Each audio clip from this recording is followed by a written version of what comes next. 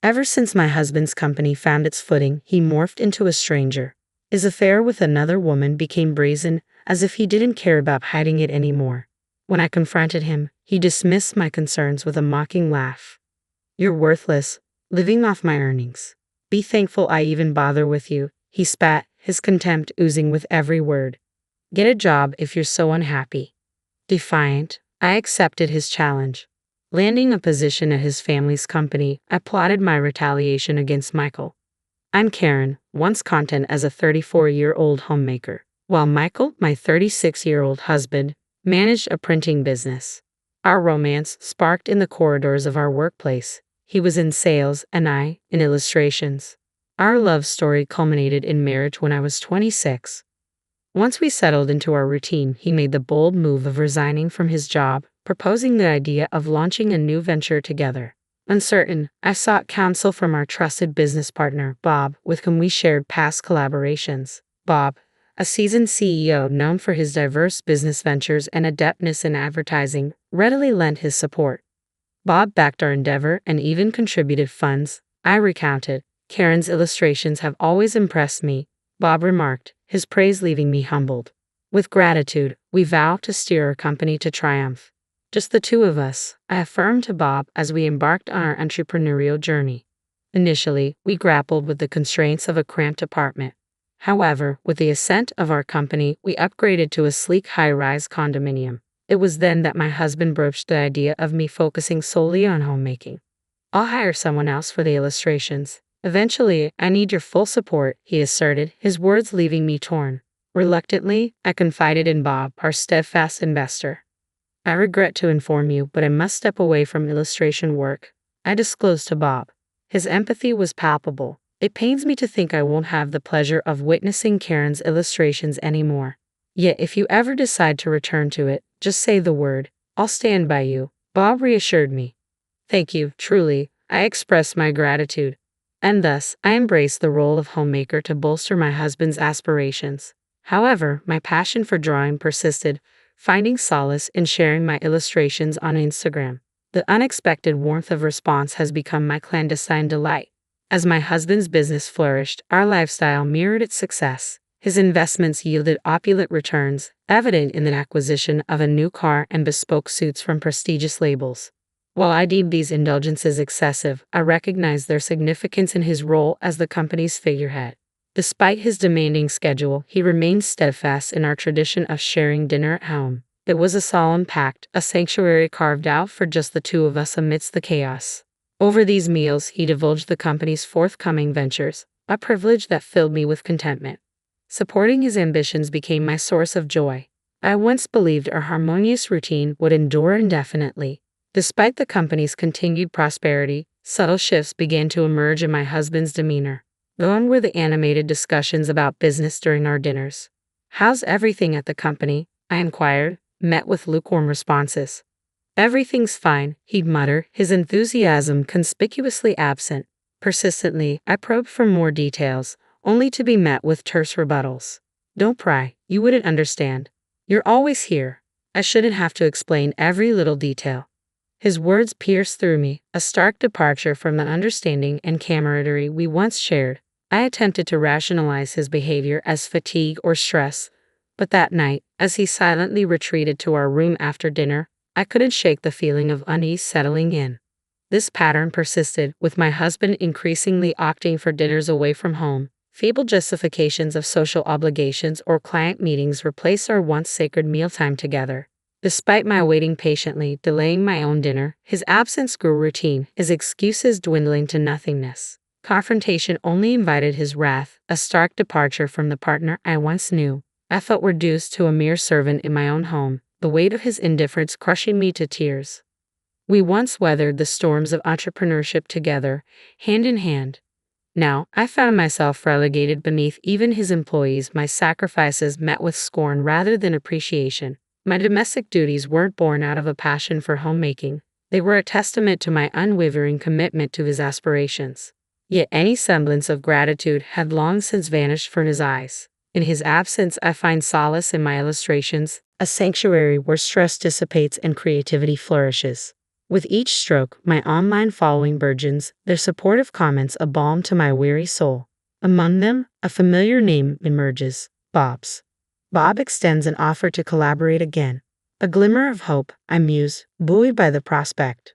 Without this beacon, I might have succumbed to despair. As our shared dinners faded into memory, a palpable chasm widened between my husband and me. Suspicion crept in, fueled by the faint scent of perfume lingering on his abandoned suit jacket, a fragrance foreign to him. When confronted, he flippantly dismissed it as a triviality, a smirk playing on his lips. His nonchalance stoked the embers of my long-suppressed sorrow, igniting them into a fiery rage. Enough with the charade, I resolved. Left alone in the confines of our home, relegated to mundane chores, the gnawing fear of societal abandonment gnawed at my sanity with each passing day.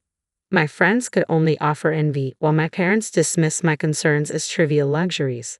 Left to grapple with my turmoil alone, I bore the weight of my suspicions in solitude. Then, one fateful evening, my husband returned home inebriated.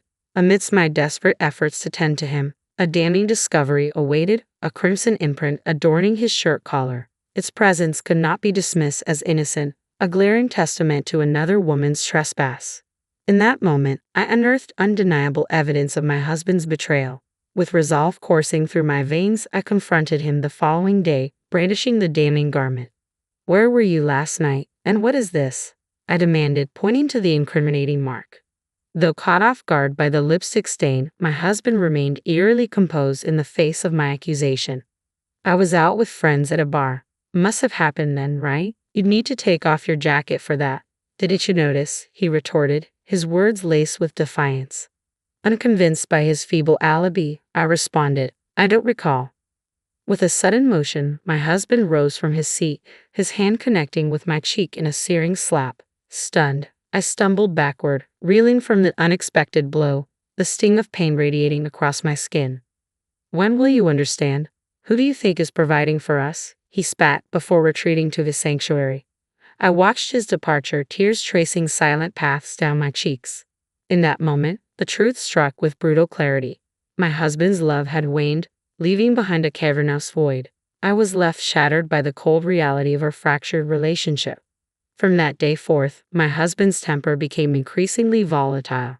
His displeasure manifested in violent outbursts, whether it be at a meal I had prepared or any perceived infraction.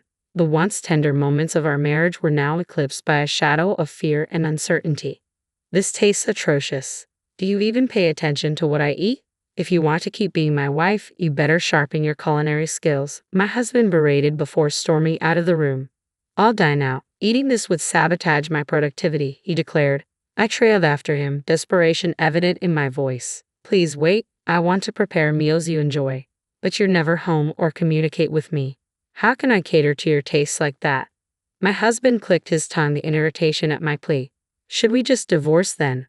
I'm fine with it. I can manage without you, but can you survive without me?" he sneered, his gaze piercing through me. "You're nothing but a leech, living off my earnings," he spat, his words a venomous assault. In that moment, a realization dawned upon me. This man was beyond redemption. The compassionate husband I once knew was a relic of the past. "Then I'll find a job," I declared. "What? What's gotten into you?" My husband's voice echoed with incredulity. "I'll strive for financial independence too," I affirmed. My husband erupted into laughter, doubling over. "Who would you consider hiring someone as powerless as you?" he taunted. Suppressing my rising fury, I maintained composure. Reacting with anger would only escalate the abuse. If I couldn't win through strength, I needed to strategize differently. "Fine, do as you wish, but don't neglect your household duties. With your meager earnings, I won't tolerate a neglected home," my husband dismissed, exiting our dwelling. Swiftly taking action, I enlisted the services of a detective to uncover evidence of my husband's infidelity. The findings were damning, a trove of incriminating photographs capturing my husband's dalliances with extravagantly dressed women, reveling in drinks and discreet hotel entrances. It was a mosaic of betrayal, with not just one, but several women ensnared in his web of deceit. Yet as I surveyed the evidence and listened to the detective's report, a peculiar calm washed over me. There was no rage, no sorrow, only a pragmatic acknowledgement of the situation. The ostentatious behavior that had once irked me now served as a conduit for undeniable proof. 1 week later, adorned in my finest attire, I ascended to a restaurant atop a luxurious hotel. Despite my efforts, I felt out of place amidst the opulent clientele. With a hesitant step, I approached the reserved table, where Bob awaited. My apologies for the delay, I offered, but Bob's warm smile assuaged my apprehension as he motioned for me to take a seat. Karen, no need for apologies. I've been eagerly anticipating our meeting. Your presence is worth the wait, Bob reassured, casting aside any notion of inconvenience. Bob had played a pivotal role in our journey to independence, generously backing us financially when my husband and I decided to venture out on our own. Now, he held a prominent position as the president of my husband's parent company. I'm immensely grateful for your unwavering support during our leap to independence. Your confidence in us meant the world. I expressed my gratitude. Bob chuckled warmly. It was a no-brainer for me. After all, our history together made it an easy decision, he replied.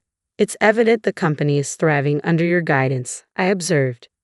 A hint of seriousness crossed Bob's features at my remark. Yes, it's progressing well, but today, our focus is on your acceptance of my invitation, correct? He redirected, his smile returning to reassure me.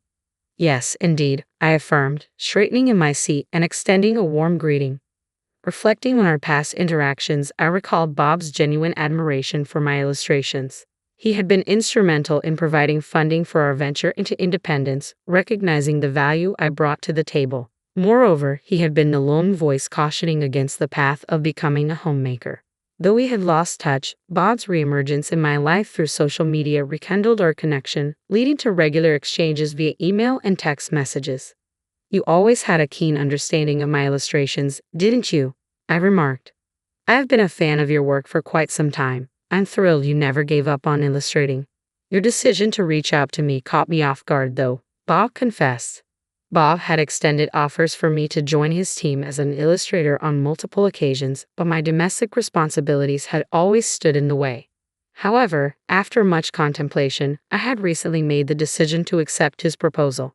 In a recent conversation with my husband, Bob had seemed hesitant yet determined. And now, as he locked eyes with me, a sense of anticipation hung in the air. Bob's words hit me like a bolt from the blue. Michael's company has garnered quite a negative reputation, he divulged. What? That's surprising. Michael always spoke so highly of his job. I never imagined this, I mused, taken aback by the revelation. I've been closely involved for a while now, but as the company expanded, the quality of their work took a nosedive. Missed deadlines, errors, and he seems oblivious to it all.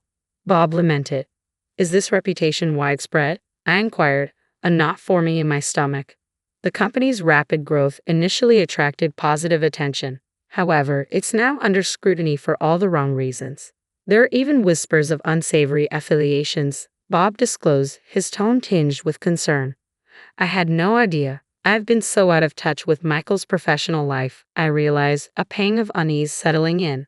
To lighten the mood, Bob chimed in cheerfully, You'll be creating illustrations for us from now on. No need to outsource anymore. It's a significant asset for our company.